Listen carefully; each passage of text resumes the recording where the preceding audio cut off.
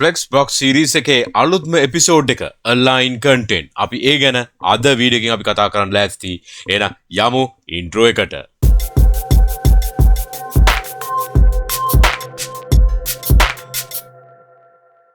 ආයිබෝන් මගේ front end යාළුවෝ හැමෝම ඔබ මේක තුල සිටින්නේ MCodes Frontend YouTube channel එකට. ඔබ channel එකට අලුත් නම් දන්නවනේ මොකද්ද කියන්න ඕනේ කියලා නේ.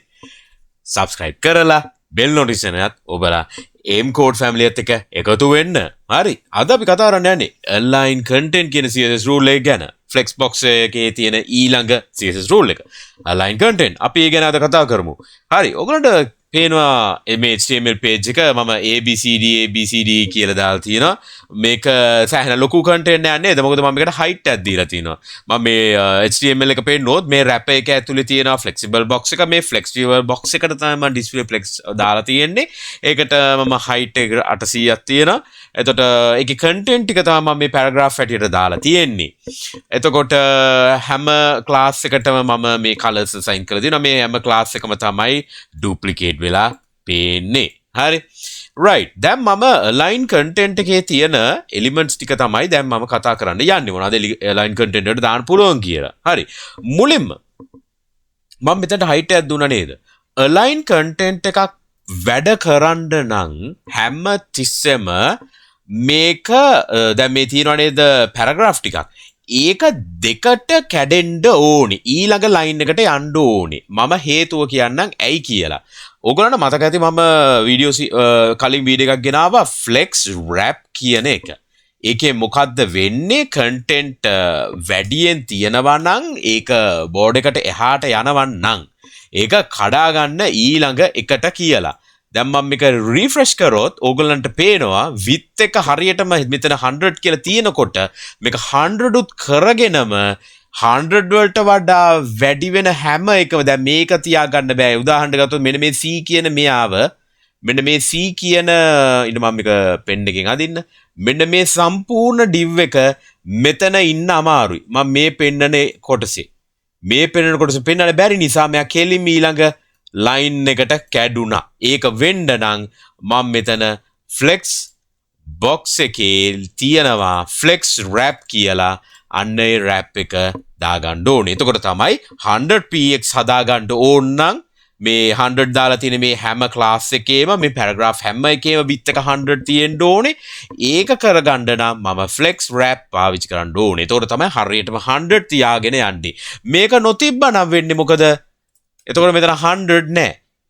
එතකොට මෙතන 100 නෑ. මම right click කරලා inspect කරොත් උගලන්ට බලන්න පුළුවන් මේ paragraph එකේ 100 තියාගන්න බෑ. මේ box model එකට ගියොත් මේ පල්ලහැම මේක 100 නෑ. 62ක් පේන්නේ. ඉතින් මම මේක flex wrap කියලා දාපුවාම මම මේක refresh කරනවා. දැන් බැලුවොත් 100 පෙන්නනවා. මේ හොඳට පේනවා නේද මෙතන 100 තියෙනවා. මෙන්න මේක 100 පෙන්නනවා මෙතන. දැක්කා? මේ 100 පෙවුනේ flex wrap දාපු නිසා. හරි. ඉතින් මේ align content වැඩ කරන්න නම් flex wrap අනිවාර්යයි. හරි. දැන් අපි පටන් ගමු align content එකේ පළවෙනි item එක දාන්න. align content. stretch කියලා එකක් තියෙනවා. stretch කියලා තිබ්බොත් align content stretch කියලා පාවිච්චි කරොත් මේ කිසිම වෙනසක් නැහැ. එකම දේ තමයි තියෙන්නේ. ඒ කියන්නේ හැමතිස්සෙම මේක by default මේක stretch. හරි. ඒක හොඳට මතක තියාගන්න. මේක stretch by default. ඒක නිසා මේක කිසිම වෙනසක් වෙන්නේ නැහැ. stretch තමයි කියලා. ඊළඟ එක තමයි. ඊළඟ එක තමයි flex start.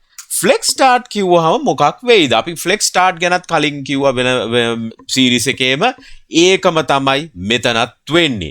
දැන් ඔයගලන්ට පේනවා ඇත්තටම මම මේ A කියන එකට width එකක් දුන්නට මම මේ වලට height දුන්නේ නැහැ. මම height එකක් හැටියට දුන්නේ full parent height එකක් විතරයි. නමුත් මේ flex start කිව්වම මොකද වෙන්නේ? ඒ අදාළ content එකට විතරක් height එක adjust කරගන්නවා. ඔබ මම refresh කරන්නම්. මේක තමයි වෙන්නේ. ඒ කියන්නේ හරියටම මේ box එකේ උඩටම ගිහිල්ලා ඇලෙනවා. ඒක තමයි flex start කියන්නේ. දැන් එතකොට ඊළඟ එක මොකද්ද? start එකක් තියෙනවා නම් අනිවාර්යෙන් end එකකුත් තියෙනවා. flex end. ඊළඟ එක flex end. හරි. run කරන්න කලින් ඔයගොල්ලෝ හිතන්නේ මොකද්ද වෙන්නේ කියලා? flex end කරාම ඔයගොල්ලෝ දන්නවා. හරියට හරි. මම refresh කරා. යටටම ඇලුනා. ඒක තමයි වෙන්නේ. මේ උඩ මුකුත් නැහැ. යටට ස්ක්‍රෝල් කරපුවා මම මේ ස්ක්‍රෝල් කරපුවාම යට තමයි ඒක තියෙන්නේ. හරි. ඔයගොල්ලෝ දන්නවා ඊළඟට මම මොකද ලියන්නේ කියලා නේද? ඔයගොල්ලෝ දන්නවා. මගේ වීඩියෝ සීරීස් බලන හැමෝම දන්නවා ඊළඟට මම මොකද්ද මෙතන දාන්න යන්නේ කියලා. ඔව් ඊළඟ එක සෙන්ටර්. සෙන්ටර් කිව්වහම මොකද වෙන්නේ? සෙන්ටර් කියන්නේ මේ මුළු මේකෙම හරි මැද්දේ එන්න කියලා. මම මේ ඇත්තටම මේ හයිට් එක පොඩ්ඩක් අඩු කරන්න. ඒතර ටිකක් හොඳට මේක පේනවා. නැත්නම් මේක ස්ක්‍රෝල් කර කර ඉන්න වෙනවා. අන්න හරි. දැන් මම සෙන්ටර් දාලා තිබ්බා. කලින් දැන් මේ මොකද්ද? flex start. ඒක මම රිෆ්‍රෙෂ් කරාම උඩට එනවා. ඊට පස්සේ flex end. ඒක කරාම මැදට එනවා. ඊට පස්සේ center. දාව ගාම හරි. ඊළඟට හොඳට මතක ඇති නේද මේක? ඊළඟ එලිමන්ට් එක තමයි space around. space around දාපුවා මොකද වෙන්නේ? හරි. මෙන්න මේක. ඔයගලන්ට මතකයි space around කියන එක අපි කලින් පාවිච්චි කරා. මොකද්ද මෙතනත් වෙන්නේ? මම pen tool එක ගන්නම්. මෙන්න මෙතනයි මේ දෙන්නගෙන් භාගයයි. මේ භාගේ height එක මේකයි සමානයි. හරිද? මේ එකයි මේ දුරයි සමානයි. වගේම තමයි මේකයි මේ බෝඩ් එක තියෙන තැනට වෙනකන් මොනවද සමානයි. හරිද? ඒක හොඳට මතක තියාගන්න. flex space around කියන එක පාවිච්චි කරොත් හරියටම දැන් මේක අපි තුමු මේකේ width height එක 100px කියලා. මේ ටික 50යි මේක 50යි.